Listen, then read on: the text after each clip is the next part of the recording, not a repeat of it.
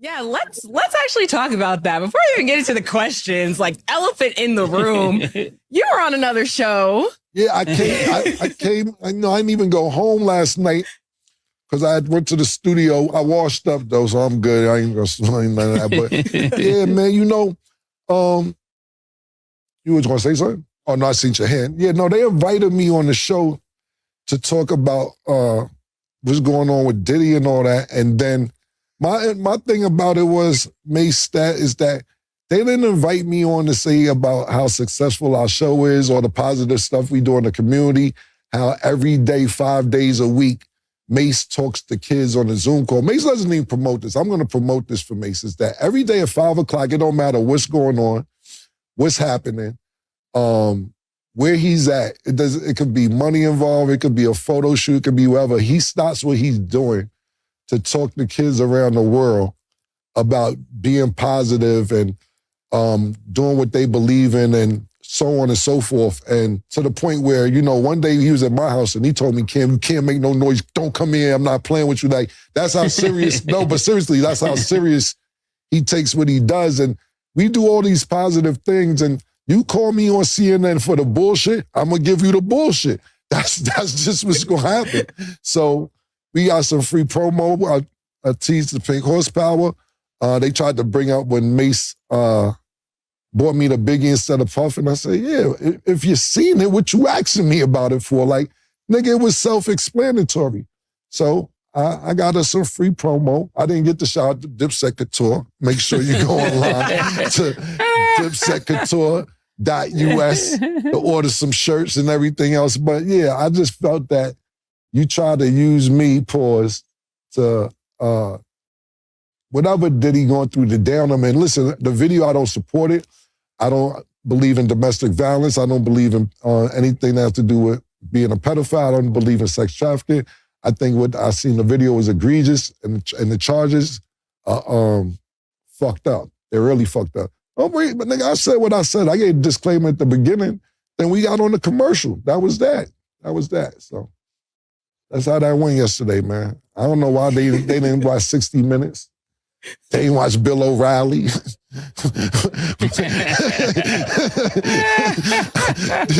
is what I do on them joints, boys. Y'all keep inviting me up to Fox, CNN, 60 Minutes. Y'all already know what the resume is with them shows with me. But yeah, that's what happened, Stat. Okay, yeah. I'm sure a lot of people had a lot of questions, so I just wanted you to clarify up here. But you guys know we film 5 times a week. He had the Pink Horsepower up there. Y'all seen it. And if you haven't seen the video, it's on Cam's page. You can go to his Instagram and check it out. And also, again, shout out to Mase for always being positive and doing good things, because that's what we do over here. Right. And real quick before you move on, that's what I really want to focus on, because I know we play and joke a lot, but y'all call us up there for that and don't invite us to talk about shit that's positive. Y'all call me like this. We did this in less than 24 hours. You could have called us up for a bunch of positive different things that we do, but you want to play games. That's what you got. That's just what it is. And I don't think we was playing games. I just went up there to promote all the different things that we have going on. Yes, what's up?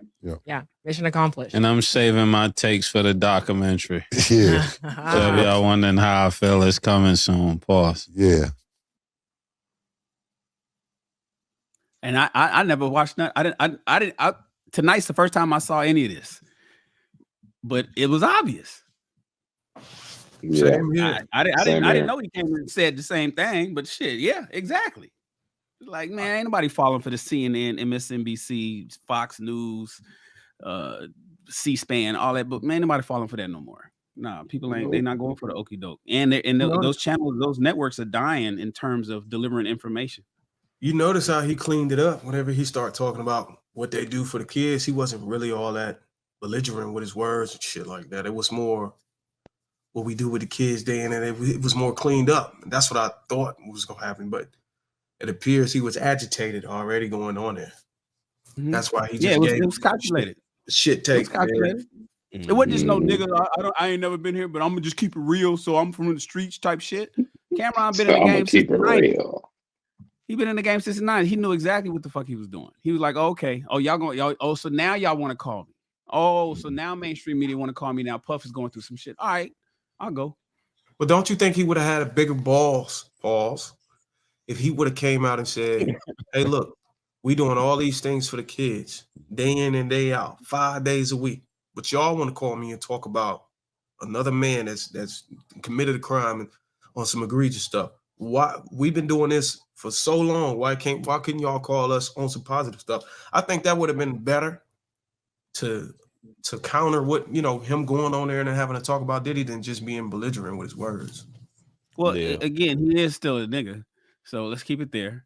That's not all of a sudden. That's not all. I mean, you know, I've been in the game for a while, but that's not all of a sudden give him a scholar. Just give him, you know, make him a scholar. And they would have stonewalled him if he did that, and then it would have turned into a debate. And I doubt he's prepared to debate an anchor from CNN. So he just kept it cute. Said what he said, and then I bet when somebody said, have you seen Bill O'Reilly? I think he's very prepared. I think he's very prepared to debate that Bill O'Reilly. He definitely. You remember that? You mad? Yo, he had Bill O'Reilly sick. He's ready for that type of debate. He which I understand about Cameron. He's the ultimate troll. Like all of this, he knew exactly what he was getting into. First off, most of y'all know how it works. They can't just hit you up and then be like, okay, just come on CNN. They had to tell him what he was going to be talking about. So he's like, oh, that's what y'all want to talk about? Watch this. Watch this. Okay, so he already came in. He already had 2 plugs, pause. He'd been advertising that little sex drink or whatever, that pink horsepower joint for the longest. And of course, he's going to take the opportunity to do it. And he threw in his showtime and everything else. So he said, I'm going to use it for that. But I'm going to go as far as to say CNN knew what he was going to do, too, because they saw Bill O'Reilly. They saw 60 Minutes, right? And if you were paying attention to the 60 Minutes, you knew you can't come to him like that. No way, pause, because he don't snitch. He said if there was like a pedo or something right next door to him, he would just move, but he wouldn't snitch no matter what. So what makes you think that he's going to respond well to you saying, oh, well, did you recognize that energy? No, Cam is not going to snitch no matter what. He's going to be breaking character by doing it. I don't think he would do it in real life either. So but you know he damn sure ain't going to get on live TV and do that. But CNN, they knew exactly what he's going to do. And like Shan said, they're a dying breed right about now. So they said, listen, we need to bring some of these young people over here. And I guarantee you that they were able to migrate at least a few people over to go try to see some more, to see if they could find some more funny takes like that. Because people don't watch legacy media anymore because it's boring. Because it's the stuff we doing right here, people would rather tune into this. People would rather listen to people who are unfiltered and are not necessarily, or not at least to the degree, governed by advertisers. That's the main issue with it. People want to hear something raw and unfiltered from people that they can relate to. And not to mention, you can interact on the internet. People could go in the chats. We could respond to it. It's different. You could bring them up live if you want to. It's very different than you just watching some talking heads on the screen.